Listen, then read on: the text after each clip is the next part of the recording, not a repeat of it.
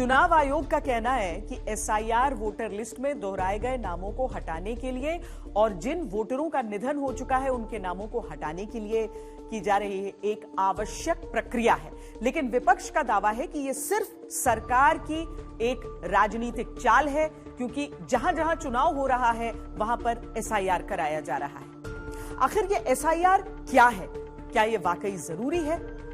ये किया क्यों जाता है और किया क्यों जा रहा है, वो आपको दिखाते हैं। 1950 से 1960 का दौर। आजादी के बाद वोटर लिस्ट बनाना बहुत कठिन था। 1952 के चुनाव के लिए 17 करोड़ से ज्यादा लोगों का घर घर जाकर पंजीकरण किया गया। यहीं से एसआईआर जैसी गहन जांच प्रक्रिया की शुरुआत होती है। 1952 से 1956 के दौर में पहली बार सटीक वोटर लिस्ट बनाने के लिए कई जगह गहन संशोधन हुए। इनका उद्देश्य था मौजूदा वोटर लिस्ट में गलतियां हटाना और एक विश्वसनीय वोटर लिस्ट बनाना। इसके बाद 1957, 1961, 1965, 1966 में चुनाव आयोग ने पहले के अनुभवों के आधार पर लिस्ट में सुधार किए। बदलती आबादी और राजनीति के अनुसार वोटर लिस्ट अपडेट की गई। फिर आया 1980 का दशक।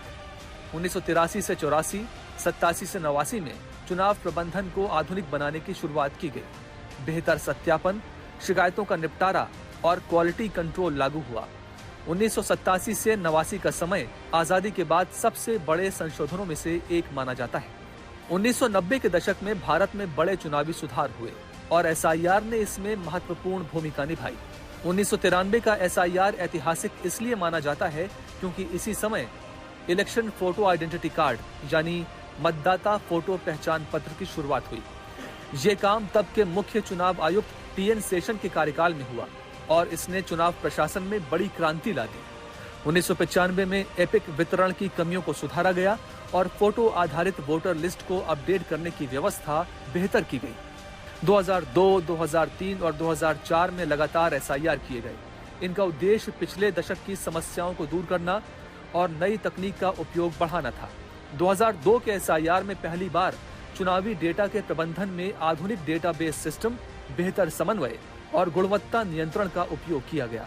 2003 का एसआईआर बहुत बड़ा अभियान था। इसमें कई राज्यों, खासकर बिहार में गहन संशोधन किया गया। 2004 का एसआईआर 2002 और 2003 में हुए सुधारों को मजबूत करने के लिए था। इस दौरान प्रक्रियाओं को और व्यवस्थित किया गया और उन्हें आगे की एसआईआर प्रक्रियाओं का मानक बनाया गया। असल में एसआईआर एक रिकॉर्ड अपडेटिंग सिस्टम है। सरकार का दावा है कि इसका मकसद है दस्तावेजों को एक साथ जोड़कर प्रशासनिक जानकारी को साफ सुथरा बनाना। वहीं कुछ लोगों को ये डर है कि ये एनआरसी की शुरुआत है। एसआईआर जो हो रहा है वो तो चुनाव के लिए जो वोटर लिस्ट बनेगा वो शुद्ध हो, इसलिए हो रहा है। और जिसका नाम नहीं आएगा वोटर लिस्ट में वो भी यहीं रहेगा, कोई भगाएगा नहीं। अभी डरने की कोई कारण नहीं है। लेकिन इस समय जो सरकार ने पहले 2014 फिर 2024 31 दिसंबर तक सीए के लिए समय बढ़ाया है और आवेदन के लिए, वो अगर सुविधा नहीं लेंगे तो बाद में क्या समस्या होगा वो तो बाद में ही पता चलेगा। इसलिए आप नागरिक है या तो नागरिक होना चाहते हैं तो आपको इसका सुविधा लेना चाहिए। एसआईआर पहचान और रिकॉर्ड के लिए है, एनआरसी नागरिकता साबित करने के लिए। लेकिन विवाद इसलिए है क्योंकि जनता के मन में एनआरसी का एक डर बैठा है। हमारी देश जब बंटवारी 1943 में बंटवारी होने के बाद हिंदुस्तान का मुस्लिम को समस्या भी मोहम्मद अली जिन्ना ने ही भावा, कुर्बानी के लिए छोड़ दिया। लेकिन जब छोड़ दिया, हम लोग के यहाँ हिंदुस्तान का खाता है, पड़ता है, लेकिन हिंदुस्तान का जमीन है, यहाँ का नागरिक है, राष्ट्रीय राशन कार्ड है, राष्ट्रीय नोट हमारा पास है, पुराना ब्रिटिश पीरियड का कागज है। लेकिन ये लोग क्यों ऊपर से आके यहाँ वोटर लिस्ट बनाया, दलाल लोग किए, ये लोग को तो हमारा सरकार को जानना चाहिए।